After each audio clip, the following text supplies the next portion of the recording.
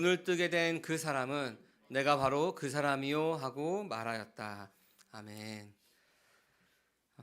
우리 본다고 우기는 자와 보게 된 자라는 제목으로 우리 이 시간 말씀을 나누고자 합니다. 우선 말씀을 들어가기 전에 오늘 예배를 시작하면서 그런 생각을 했습니다. 우리가 지금 이 환경에서 하나님께 우리가 신령과 진정으로 예배하는 모습이 우리 가운데 있다면 우리는 삶의 곳곳에 어디를 가도 우리는 나 혼자 있어도 그 자리가 우리가 예배의 자리가 될 수 있겠다라는 생각이 번뜩 들어서 그거를 먼저 여러분과 나누고 우리 말씀을 시작하고자 합니다. 본다고 우기는 자, 보게 된 자라는 제목입니다. 우리 옆 사람과 먼저 인사하겠습니다. 우리 함께 예배함이 기쁨입니다. 네, 함께 예배함이 기쁨입니다. 아까 우리 1부 때는 저보다 나이가 많으신 성도님들이 많아서 제가 이 얘기를 할 때 다들 공감하셨는데 오늘은 지금 2부 때는 저보다 나이가 어린 성도님들이 더 많아서 공감하실지 모르겠지만 제가 어렸을 때 집에 이렇게 이만큼 두꺼운 초가 있었습니다. 우리 한 분 공감하실 분이 앉아 계신 것 같은데 이렇게 두꺼운 초가 있었습니다. 이 초의 용도가 뭐냐면은 불이 정전이 갑자기 되었을 때 밤에 불을 켜기 위한 방을 불피우기 위한 환하게 하기 위한 용도로서 그 초를 가지고 있었습니다.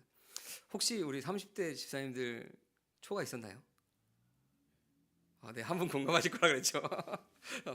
네, 그 초가 있었습니다. 근데 여러분 어렸을 때라 그런지 깜깜하게 불이 갑자기 탁 정전이 되면은 밤에 좀 무서웠던 기억이 있습니다. 그때 이제 저희 어머니 아버지가 승호야 초 갖고 와라 그러면은 싱크대에서 초를 이렇게 꺼내 왔습니다. 근데 어떠냐면은 그 불이 있을 때는 초를 가지고 오기가 편해요. 어디 있는지를 잘 알아요. 항상 이만큼씩 있었으니까. 근데 불이 갑자기 정전이 탁 되니까 그 초를 가지러 가는 걸음걸음이 좀 무서운 거예요. 어디 부딪히고 넘어지고 막 뭔가 쿵쿵거리고 그 초를 우여곡절 끝에 끝에 오면은 이제 성냥을 찾으려고 이제 또 더듬더듬 거립니다. 그렇게 몇 번 반복하면은 성냥과 초를 같이 놔두게 되죠. 아무튼 이 보이던 것이 갑자기 보이지 않게 되면은 그 움직임에 제한이 생깁니다. 어디 우리가 눈 뜨고서는 여기 의자가 있구나 뭐가 있구나 하고 잘 피해 다녔던 것들이 이제 껌껌하면은 그것이 보이지 않고 우리가 걸어 다니는데 움직이는데 제한이 생기죠. 여러분 근데 오늘 본문의 말씀에서는 그런 육적인 눈이 어두운 것보다 더 심각한 영적인 눈이 어두운 것에 대한 이야기를 말씀을 하십니다. 여러분 육의 눈이 멀면은 제가 이번 주에 안과를 갔는데 왜 안과를 갔냐면은 계속 눈이 점점 더 잘 안 보여지고 눈물이 계속 나는 거예요. 안과 가서 이제 그 눈물샘을 뚫는 그 처치라고 해야 되나요? 그 처치를 하고 이제 하는데 이 눈앞에 이게 막 나오니까 무섭더라고요. 근데 이게 왜 갔었냐면은 아침에 눈을 떴는데 뿌해가지고 잘 보이지 않는 거예요.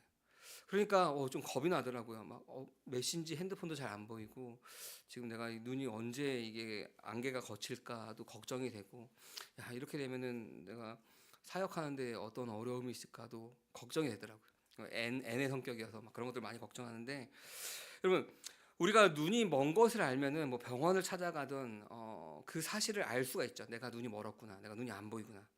너무나 당연한 말인 것 같은데 알면은 도움을 요청합니다. 뭐 지팡이를 짚던 타인을 도움을 청하던 병원을 가던 도움을 청할 수가 있습니다. 그런데 영적인 눈이 멀어지면은 우리가 어떤 착각을 하냐면은 나는 잘 보고 있다 라고 생각을 합니다. 심지어 다른 사람들보다 내가 이 진리에 대해서 더 정확하게 꿰뚫어 본다라고 착각을 합니다. 무서운 것이죠. 그래서 그 영적으로 눈먼 소경이 자신이 벼랑 끝으로 걸어가고 있으면서도 스스로 올바른 길로 가고 있다라고 굳게 확신하며 벼랑 끝으로 점점 갑니다. 혼자만 가는 것이 아니라 다른 사람들도 이끌고 가죠. 오늘 우리가 읽은 이 요한복음 9장에서 그 두 사람의 모습이 나옵니다. 한 사람은 태어날 때부터 앞을 보지 못했으나 예수님을 만남으로 참된 빛을 본 사람이 나옵니다. 그리고 또 한편에서는 육신의 눈은 멀쩡합니다. 성경 지식도 당대 최고로 해박하지만 영적으로 철저히 눈이 멀었던 종교 지도자들 그리고 예수님을 따랐던 제자들의 모습이 나옵니다. 오늘 우리가 9장의 말씀을 1절부터 읽었는데 이 1절부터 읽으면서 가장 먼저 우리가 보게 되는 것은 고난과 긍휼이 아니라 정죄의 시선으로 사람을 바라보는 제자들의 모습입니다. 우리 1절과 2절 말씀 우리 같이 한번 읽겠습니다. 예수께서 가시다가 날 때부터 눈먼 사람을 보셨다.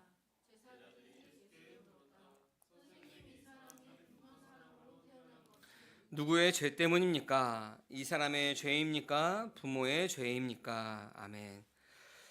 우리가 당시에 유대 사회에서는 앞을 보지 못한다. 우리가 지난 그 베데스다 연못에서도 이야기했지만 앞을 보지 못한다, 걷지 못한 자 하는 사람들은 스스로 생계를 유지할 수 없어서 길거리에서 구걸해야만 생활할 수 있는 비참한 소외 계층이었습니다. 우리 아까 9절 말씀에서 나오죠.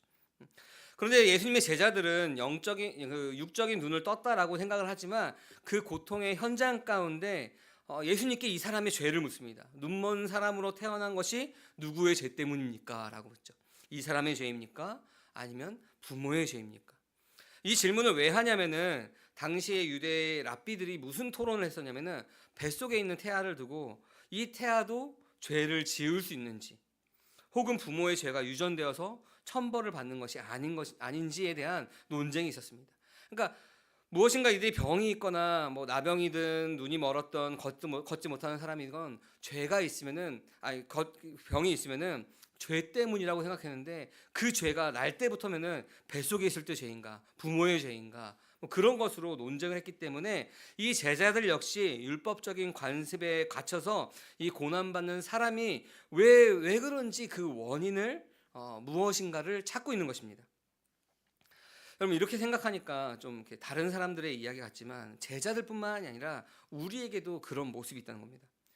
타인의 고통이나 그 아픔을 볼 때 같이 아파하기보다 야, 저 사람은 왜 저런 고통이 있지? 왜 저런 고난이 있지? 무엇을 잘못했지? 원인을 찾으려고 하죠. 한번 곰곰이 생각해 보세요.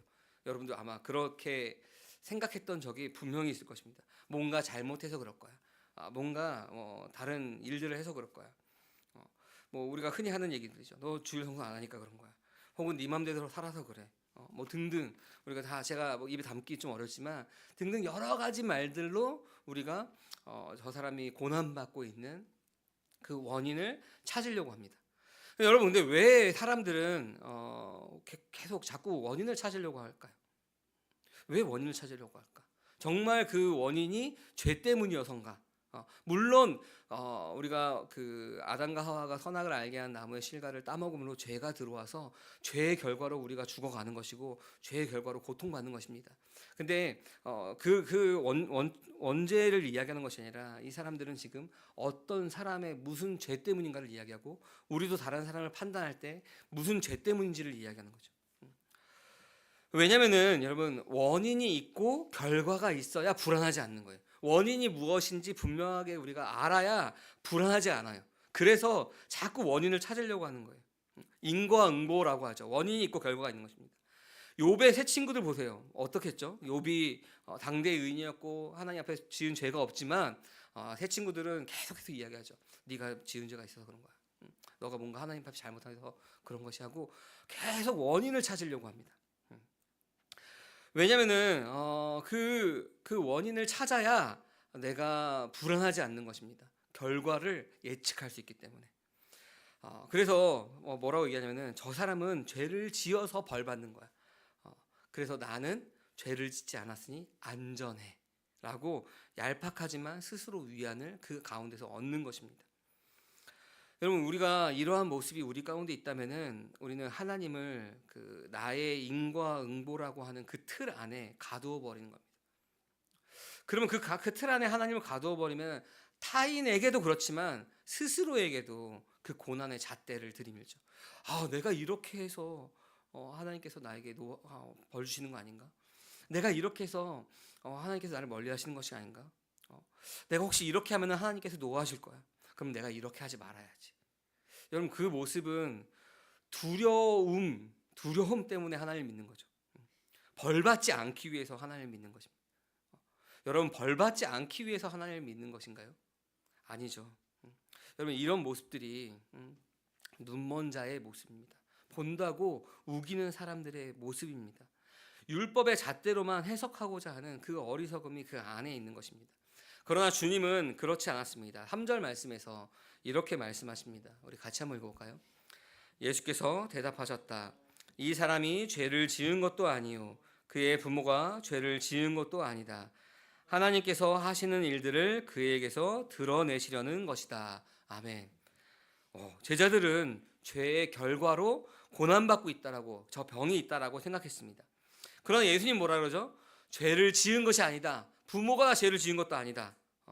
라고 말하죠. 대신 뭐라고 얘기하면 하나님께서 하시는 일들을 그에게서 드러나게 하기 위해서 저 사람이 눈먼 자로서 있는 것이다 라고 합니다. 고난 대신에 미래에 펼쳐질 하나님의 은혜와 영광을 담아내는 그 거룩한 그릇으로서 이야기하는 거예요. 시선이 완전히 다르죠. 누구의 죄 때문인가 하고 정죄하려고 하는 모습이 아니라 하나님의 영광이 그 안에 있는 거예요. 그 죄, 그가 눈먼 자로서 있는 모습이, 그가 고난받는 모습이 바로 하나님의 영광을 담아내는 그릇입니다. 우리가 이제 9절 이후의 말씀을 통해서도 잘 알 수가 있죠. 사랑하는 성도 여러분, 우리의 삶에 도무지 이해할 수 없는 고통이 여러분 있습니까? 아무리 기도해도 응답되지 않는 그 남모를 아픔이 우리 가운데 있습니까? 그러면 우리가 이 말씀을 우리 가운데 적용할 수 있죠. 그것이 내가 무엇인가 남들보다 더 악한 죄를 지었기 때문에 내가 지금 고난받는 것이 아니다. 내가 남들보다 더 뭔가 하나님 앞에 죄를 지었기 때문에 내가 지금 이런 고통을 겪는 것이 아니다. 여러분, 우리가 그런 고난과 고통 가운데 있다면은 우리의 삶의 그 텅 빈 공간, 그 캄캄한 어둠이 바로 하나님의 긍휼과 치유의 은혜가 부어질 그 영광의 목적지가 바로 그곳임을 여러분 기억하시기 바랍니다. 그렇게 우리가 변화받음으로써 하나님께서 하시는 일들을 우리를 통해서 드러내는 것입니다. 우리는 고난을 정죄의 도구로 삼을 때가 있습니다. 야, 네가 고난받는 것이, 너가 아픈 것이, 너가 지금 그러한 상황에 있는 것이 너가 죄를 지어서야라고 정죄의 도구로 사용합니다. 그렇게 함으로써 나는 너보다 조금 더 나은 사람이야 라고 스스로를 높이는 것이죠. 그러나 고난 너머에 일하시는 그 주님의 은혜를 여러분 기억하시기 바랍니다. 그래서 예수님께서는 이제 뭐라고 말씀하시면은 그 빛에 대한 이야기를 하죠. 내가 세상에 있는 동안 세상의 빛이다라고 그 눈을 열어주시는 그 일 전에 이야기하시고 나서 6절 이후에 예수님이 땅에 피침을 뱉어서 진흙을 이겨서 그 눈먼 사람에게 바르십니다. 그리고 실로암 목가에 가서 씻게 하셨습니다. 교회 다니지 않는 사람들도 이 찬양 잘 압니다. 무슨 찬양이죠? 어두운 밤에. 왜냐면 이게 군대에서 워낙 유명한 노래이기 때문에. 그 실로암 목가가 바로 오늘 요한복음 9장에 나오는 실로암입니다. 그가 실로암 못에서 눈을 씻었을 때 그를 가두고 있던 평생의 어둠이 물러갔습니다.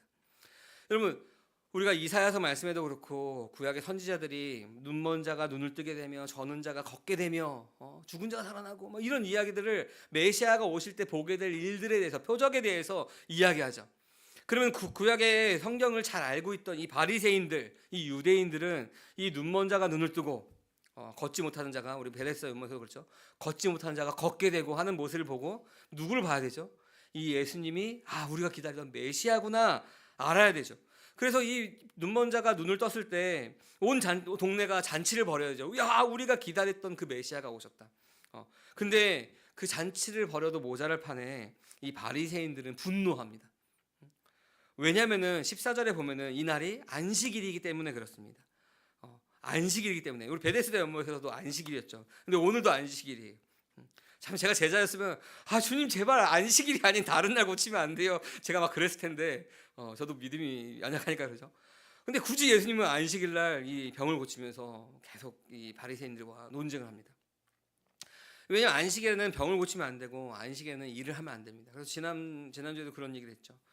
유대인이 사는 아파트가 어떤 모습인지 모든 층층마다 벽에 눌러져 있고 우리 교회 오셨던 박지원 목사님이 하셨던 그 얘기도 말씀드린 적이 있습니다. 화장실 불을 끈 것이 누구냐 하고 집안이 발칵 뒤집혔다. 그런 이야기를 했죠. 여러분, 안식일에 눈먼 자를 눈뜨게 하니까 불편해요. 그때는 다 그 38년 동안 저는 그 누워있던 그 사람도 일으켰는데 이 안식일에 눈먼 자를 눈뜨게 하니 너무 불편한 거예요. 바리새인으로서. 왜 불편하죠? 내가 생각할 때 그 안식일에는 아무 일도 하지 말아야 되는데 저 사람은 병자를 고치고 다니니까. 자기의 틀에 갇혀서 구약에서 자신들이 기다렸던 그 메시아임을 못 알아보는 거예요. 눈먼 자를 눈뜨게 한 그 메시아임을 못 알아봅니다. 그래서 바리새인들은 눈뜬 자를 끌어다가 집요하게 신문해요. 그것이 무슨 일을 하느냐 하면서 신문합니다. 그의 부모님조차도 어떻게 하냐면 이 아들을 외면해 버려요. 얼마나 이 바리새인들이 그 모질게 신문했는지를 우리가 상상할 수가 있는 거죠. 집요하게 질려버릴 정도로 이 아들조차도 부모가 아들조차도 외면할 정도로 이 바리새인들이 집요하게 신문합니다. 이게 바로 본다고 우기는 사람들의 모습입니다. 이들은 안식일에 아무 일도 하지 말라라고 하는 자신들의 종교적 잣대 하나를 지키기 위해서 자신들이 그토록 기다렸던 그 메시아, 그 예수 그리스도를 부인하고 있는 것입니다. 16절에서 오히려 이렇게 이야기합니다. 우리 16절 말씀 같이 한번 읽어보겠습니다. 바리새파 사람들 가운데 더러는 말하기를 안식일을 지키지 않는 것으로 보아서 그는 하나님에게서 온 사람이 아니오 하였고, 더러는 죄가 있는 사람이 어떻게 그런 표징을 행할 수 있겠소. 그래서 그들 사이에 의견이 갈라졌다.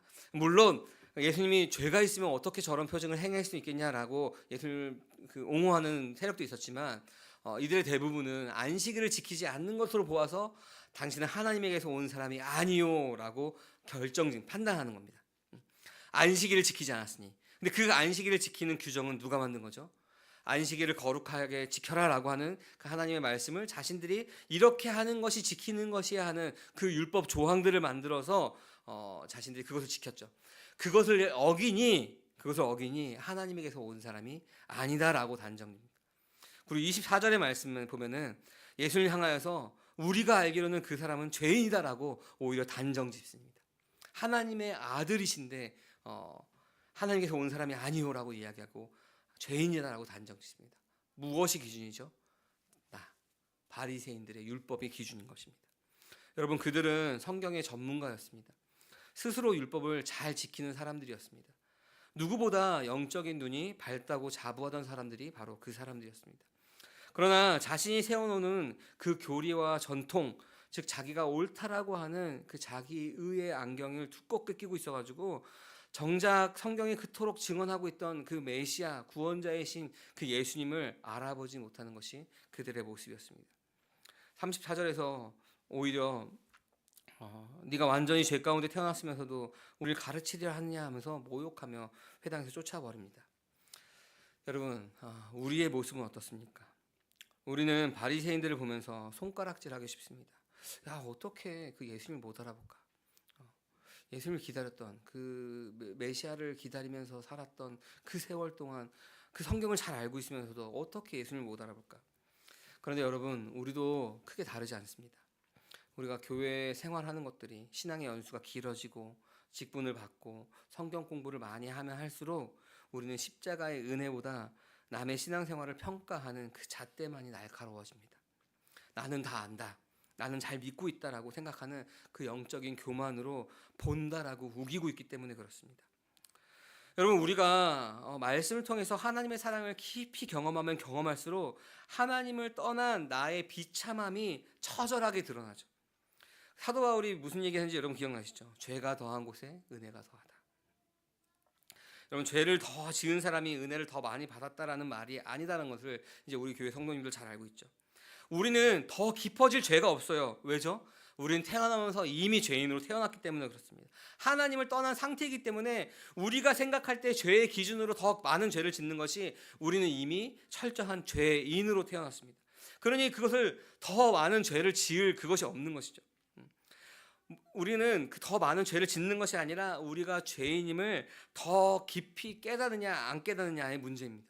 로마서 5장 말씀에서 뭐라고 하냐면 우리가 죄인 되었을 때부터 하나님이 우리를 사랑하셔서 하나님 아들을 우리 가운데 내어주셨다라고 얘기하죠. 언제부터요? 죄인 되었을 때부터. 내가 죄인을 깨달은 순간이 아니라 이미 하나님은 우리를 죄인 되었을 때부터 사랑하셨다는 거예요. 내가 이만큼 죄를 짓고 안 짓고가 아니라 그냥 죄입니다. 죄의 공장. 죄를 지어서 죄인이 아니라 죄인으로 태어났기 때문에 죄를 짓는다라고 말씀드렸죠. 여러분, 그 한량없는 하나님의 사랑이 우리가 말씀 앞에 나아갈 때 나의 죄를 깨닫는 것이 더 깊어지고 깊어질수록 그 은혜가 더하다라는 것이죠. 여러분 그 은혜를 더 깊이 경험하면은 우리가 뭘 깨닫게 되냐면은 나의 문제보다 나의 존재가 더 귀하구나라는 것을 깨닫게 됩니다. 왜냐하면 하나님께서는 그 문제가 아니라 우리 존재를 보고 오셨기 때문에 그렇습니다. 그래서 우리는 하나님의 사랑을 더 깊이 깨닫는 사람일수록 타인을 향해서 정죄하지 않습니다. 하나님의 사랑을 깊이 깨닫는 사람일수록 타인을 향해서 정죄하지 않고 긍휼의 마음이 오히려 생기는 것입니다. 왜죠? 그 문제보다 그 존재가 더 귀함을 경험하였고 깨닫기 때문에 그렇습니다. 여러분, 그런데 그 사랑이 아니라 우리가 율법의 의로 가득 차면은 가득 찰수록 이 율법의 잣대가 십자가에서 흘러넘치는 그 은혜의 그 사랑을 가로막아 버립니다. 그리고 예수님을 보고 있지만 눈이 벌어서 보지 못하는 것입니다. 보지 못하니까 본다라고 계속 우기는 것이죠. 무엇으로 우기죠? 내가 아는 지식으로 우깁니다. 보이지 않는 것을 보이는 것처럼 포장합니다. 얼마나 그 사람이 수고하고 무거운 짐자로 얼마나 힘들겠습니까? 여러분, 목사인 저도 마찬가지입니다. 말씀 앞에 주님, 내가 눈먼 자였습니다. 매일매일 그 말씀 앞에 내가 깨닫는 것입니다. 주님, 내가 눈먼 자였습니다. 눈먼 자였습니다. 그 십자가 안에 내가 다시 그 죄를 넘겨드립니다. 나의 옛사람을 넘겨드립니다. 여러분, 그 모습이 있으면은 타인이 그렇게 내 기준으로 봤을 때 맞지 않는 행동들을 해도 그 사람을 향하여서 그 율법의 잣대를 대면서 정죄할 수가 없는 것입니다. 왜냐하면 나도 그런 사람이었기 때문에, 그런 사람이었는데 하나님께서 나를 용서하셨기 때문에, 문제보다 존재를 더 귀하게 여기셨기 때문에 그렇습니다. 여러분, 깨닫고 인정하면 되는 것입니다. 내가 눈먼 자였구나. 내가 죄인이구나. 그것을 인정하지 않으려 하니 얼마나 힘이 들겠습니까? 그 부분을 탁탁 건드리면은 말씀이 건드리면은 우리가 그 전에 요한복음 말씀에서 이 말씀은 도무지 어렵도다 하고 예수님을 떠나는 것입니다. 여러분, 이토록 철저히 눈먼 세상 속에서 참된 구원의 빛은 오직 자신이 소경됨을 온전히 인정하는 그 상한 심령 위에 임함을 여러분 잊지 마시기 바랍니다. 예수님이 눈을 뜨게 한 이 사람은 종교 지도자들에게 철저히 짓밟히고 회당에서 쫓겨났습니다. 눈을 떴다라고 하는 이 기쁨은 정말 잠시뿐이었습니다. 유대 사회에서 완전히 추방되고 고립된 처지가 되었습니다. 그의 부모조차 그를 외면하였습니다. 그런데 그 자리에 예수님이 다시 찾아오십니다. 우리 35절 말씀 우리 같이 한번 읽어보겠습니다. 바리새파 사람들이 그를 만나서 물으셨다. 내가 인자를 믿느냐? 아멘. 여러분, 이 사람도 영적으로 눈먼 자였고 육적으로 눈먼 자였습니다. 근데 예수님께서 육의 눈을 뜨게 하셨죠. 그리고 나서 이 사람은 가족에게도 이웃에게도 이 사회에서도 철저히 버림받았습니다. 그런 그에게 예수님께서 나타나셔서 네가 인자를 믿느냐라고 말했을 때 그는 38절 말씀에서 주님, 내가 믿습니다라고 이야기합니다. 여러분, 우리가 놓친 부분이 있는데 뭐냐면은 이 사람의 육의 눈이 떠지고 영의 눈이 떠졌을 때 예수님을 부르는 호칭이 조금씩 바뀝니다. 여러분, 성경이 있으신 분들은 한번 보십시오. 11절 말씀에 뭐라고 얘기하면은 예수라는 그 사람이 지능을 개어서라고 표현하죠. 라비오도 아니에요. 예수라는 그 사람이라고 표현합니다. 그리고 17절에 보면은 예언자라고 이야기합니다. 개역개정은 선지자라고 같은 말입니다. 예언자, 선지자라고 얘기합니다. 그리고 38절에 오늘 네가 인자를 믿느냐? 인자는 하늘에서 오는 분이시죠. 그 인자를 믿느냐? 하나님의 아들 나를 믿느냐라고 할 때 이 사람이 뭐라고 고백하죠? 우리 38절 말씀 우리 같이 한번 읽으면서 고백합시다. 그는 주님, 내가 믿습니다 하고 말하고서 예수께 엎드려 절하였다. 아멘. 뭐라고 바뀌죠? 주님이라고 바뀝니다. 예수라는 그 사람, 내 눈을 고쳐줬네. 예언자, 선지자입니다. 하다가 이제 네가 인자를 믿느냐 할 때 주님이라는 호칭으로 바뀝니다. 그리고 그 주님 앞에 엎드려서 절합니다. 여러분, 나의 앞에 있는 이분이 나의 육적인 눈을 띄워주셨을 뿐만 아니라 나의 영혼을 구원하실 분임을 알아보는 그 영적인 눈이 띄었습니다. 이게 진짜 기적이죠. 눈을 뜨게 한 것이 기적이 아니라 이게 진짜 기적인 거죠. 여러분, 우리가 때로는 이렇게 기도하죠. 주님, 나에게 기적을 보여주세요. 나의 이 문제를 해결해 주세요. 우리가 가끔 그렇게 기도하죠. 그래서 우리가 눈앞에 무엇인가 내가 알지 못하는 크고 은밀한 일들이 막 상상하지 못하는 방법들로 하나님께서 짠하고 해주시기를 우리가 기대하면서 기도합니다. 근데 여러분, 그런 것이 기적이 아니라, 물론 기적이죠. 근데 그런 것이 진짜 기적이 아니라 내가 말씀을 듣고 깨달아 내가 죄인임을 알고 나의 옛사람을 그리스도와 함께 십자가에 못 박음으로 내어내는 것, 그리고 우리가 새 사람이 된 것. 여러분, 이게 진짜 기적입니다. 여러분, 제가 그 중고등부 사역, 청년들 사역을 할 때, 야, 너네가 이 시간 이 자리에 나와 있는 것이 진짜 기적이다라고 얘기하면은 애들이 더 잘 알아요. 맞아요. 내가 이 자리에 있는 게 진짜 기적이에요. 이 아이들은 그 자기들도 너무 신기한 거죠. 이 자리에 나올 수 있는 것이 진짜 기적인 것이 자기를 볼 때 너무나 잘 알고 있기 때문에, 맞아요, 내가 이 자리에 나와 있는 게 기적이에요라고 얘기합니다. 여러분, 우리가 이 믿음을 가지고 있는 것, 나의 옛사람이 그리스도와 함께 십자가에 못 박혀 죽었다라고 하는 이 사실이 우리가 믿어지고 내가 새 사람이 되었다는 것, 이것이 진짜 기적임을 여러분 믿으시기 바랍니다. 하지만 끝까지 자신의 의로움을 고집하던 이 바리새인들을 향하여서는 주님께서 무서운 심판을 선고하십니다. 41절 말씀에 이렇게 말씀하십니다. 예수께서 그들에게 말씀하셨다. 너희가 눈이 먼 사람들이라면 도리어 죄가 없을 것이다. 그러나 너희가 지금 본다고 말하니 너희의 죄가 그대로 남아있다. 아멘. 본다고 우기는 사람들, 이 본다라고 하는 건 영적인 눈을 이야기하죠. 본다고 우기는 사람들에게는 그 하나님의 구원이 비집고 들어갈 틈이 없습니다. 오직 자신이 철저하게 영적 소경됨을 인정하고 주님, 내가 볼 수 없습니다. 저를 불쌍히 여겨주십시오라고 고백하며 상한 심령으로 나오는 자에게만 그 죄가 사해지는 것입니다. 사랑하는 함께하는 교회 성도 여러분, 본래 우리는 스스로 하나님을 찾을 수도 없는 존재였습니다. 본래 우리는 영적으로 볼 수 없는 영적인 맹인들, 소경들이었습니다. 그런데 여러분, 어떻게 지금 우리가 그 진리를 깨닫고 그 구원의 빛 가운데 들어와서 여러분 주님의 자녀가 되셨습니까? 어떻게 옛사람이 십자가에 못 박아 죽고 새 사람이 되었습니까? 무엇 때문에 그런 거죠? 내가 알기 때문에, 내가 많이 알기 때문에, 내가 보기 때문에 그런 것입니까? 아니죠.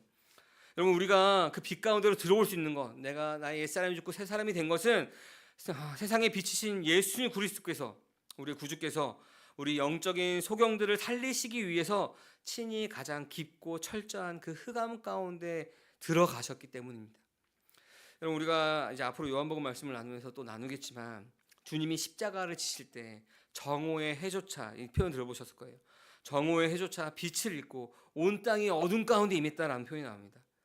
죄 없으신 하나님의 아들이 그 흑암의 중심에 매달려 있는 것입니다. 그 십자가에 매달려 있는 것입니다. 여러분, 보게 된 자가 유대 사회에서 쫓겨난 것처럼 예수님은 우리를 하나님 나라로 들어가게 하시기 위해서 영문 바깥으로 쫓겨나서 버림을 받았습니다. 하나님과 단절됨을 경험하셨죠. 철저히 외면당하는 그 영원한 캄캄한 밤을 우리 대신 홀로 견디셨습니다. 왜죠? 우리 영적인 눈을 띄게 하기 위해서, 우리 옛사람이 죽고 새 사람이 되게 하기 위해서, 우리가 그리스도인이 되게 하기 위해서 그랬습니다. 여러분, 주님이 그 십자가의 저주 속에서 우리 옛사람의 모습인 다른 사람을 함부로 정죄하는 그 제자들처럼 함부로 정죄하던 그 악독한 시선, 그리고 바리새인들처럼 스스로 의롭다고 여기던 그 교만까지도 모두 짊어지시고 피 흘리셨습니다. 그렇기 때문에 오늘 우리는 그분의 생명, 그 아들의 생명을 값없이 은혜로 선물로 받게 되었습니다. 우리는 값을 치르지 않았지만 예수님의 피값을 치르신 거죠. 여러분, 아까 실로함이란 뜻이 보냄을 받았다라는 뜻이라고 성경에 나와 있죠. 예수님이야말로 하늘 아버지로부터 이 땅의 어둠 속으로 보냄 받으신 진정한 실로함이십니다. 그분의 찢기신 살과 흘리신 보혈의 샘이 바로 우리의 눈을 씻을 때 우리는 비로소 참된 빛을 보게 되는 것입니다. 내가 눈을 떴기 때문에 보는 것이 아니죠. 여러분, 오늘 말씀을 마치며 여러분 한번 자신의 모습을 스스로 한번 돌아보는 시간이 되기 원합니다. 나의 옛사람이 그리스도와 함께 죽었다라고 우리가 고백하지만 우리의 모습은 여전히 고난당하는 이웃을 함부로 판단하며 정죄합니다. 내가 남보다 더 영적이며 의롭다라고 스스로 잘 믿는다라고 착각하던 그 바리새인의 교만이 지금 내 안에 있습니다. 여러분, 이 말씀이 깨달아졌다면은 우리가 사도 바울의 고백처럼 나는 날마다 죽노라라고 고백하며 그 모습을 다시 십자가에 넘기시기 바랍니다.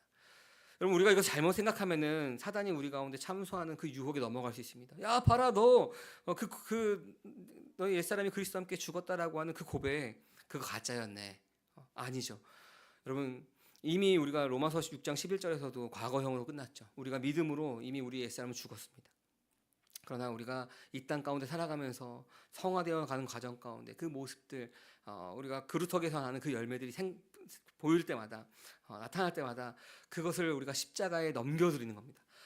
난 죽었는데 왜 이 모습이 나오지 하고 계속 넘기는 거죠. 내가 이것을 어떻게 이기려고 하는 것이 아니라 나는 날마다 죽노라 하면 넘기는 것입니다. 십자가에 넘기는 것입니다. 내가 그것을 이기려고 하는 것이 아니라 넘겨내는 것입니다.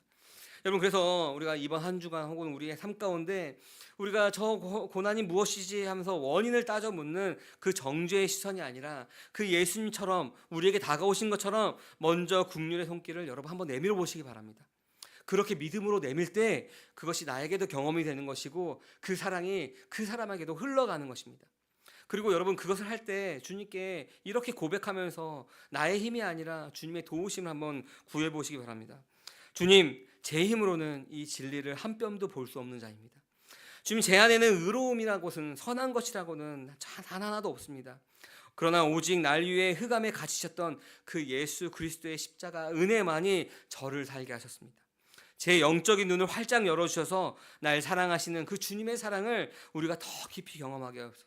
그래서 그 사랑으로 우리가 이웃에게 그 사랑을 흘려보내는 긍휼의 마음을 가질 수 있도록 주님 나를 인도하여 주세요. 여러분, 그것이 내 힘이 아니라 하나님의 힘을, 그리스도의 힘을, 주님의 힘을 우리가 구하는 기도인 것입니다. 여러분, 이런 애통하고 통회하는 그 심령 위에 치유와 회복의 빛을 비추어 주시는 예수 그리스도의 크신 사랑이 오늘 예배하는, 또 온라인 예배 가운데 함께 하시는 모든 성도님들 가운데 영원토록 충만하도록 주님의 이름으로 간절히 축복합니다. 아멘. 이 시간 우리 함께 하나님